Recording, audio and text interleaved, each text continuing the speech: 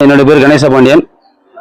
பட்டாசு கூலி தொழிலாளர் நலச்சங்கம் வெம்பக்கோட்டை பகுதி மற்றும் விருதுநகர் மாவட்டம் சுற்றுவட்டார பகுதியிலிருந்து நம்முடைய சிவாசி சுற்றுவட்டார பகுதியில் கிட்டத்தட்ட 1000க்கு மேற்பட்ட பட்டாசு ஆலைகளுக்கு அது தற்போது தொழிலக பாதுகாப்புத்துறை மற்றும் மாவட்ட நிர்வாகம் பெசோ அதிகாரிகள் சேர்ந்து ஆய்வு செய்யப்பட்ட ஒரு 300க்கும் மேற்பட்ட பட்டாசு ஆலைகள் தற்காலிகமாக தடை நீக்கம் செய்யப்பட்டிருந்தது.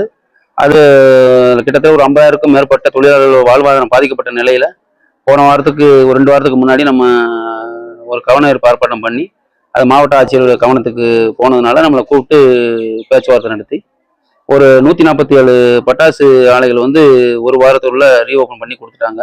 அது போக நம்ம மத்திய அரசுக்கு கட்டுப்பாட்டில் உள்ள பெசோ ஆபீஸில் ஒரு 80 பட்டாசு ஆலைகளை இன்னும் ரீஓபன் ஆகாம இருக்கு.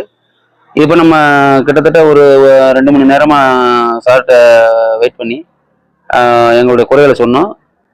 பெசோ அதிகாரியும் நம்மளோட கோரிக்கைகளை கேட்டு 7 நாட்களுக்குள்ள இருக்கக்கூடிய அதிக வயலேஷன் இருக்கக்கூடிய பேட்டியை தவிர்த்து சின்ன சின்ன வயலேஷன் இருக்கக்கூடிய பேட்டியை ஒரு வாரத்திற்குள்ள ரீஓபன் பண்ணுறேன்னு சொல்லி உத்தரவாதம் கொடுத்துருக்காரு. மேலும் 147 பட்டாசு ஆலைகளை மாவட்ட நிர்வாகமும் அமைச்சர் கீர்த்தனா மேடம் அவர்களுடைய கவனத்துக்கு கொண்டு போய் சிஎம் சார் வரைக்கும் போய் நாங்கள் சரி பண்ணி அதை எல்லா பேட்டியும் ரீஓபன் ஆயிடுச்சு.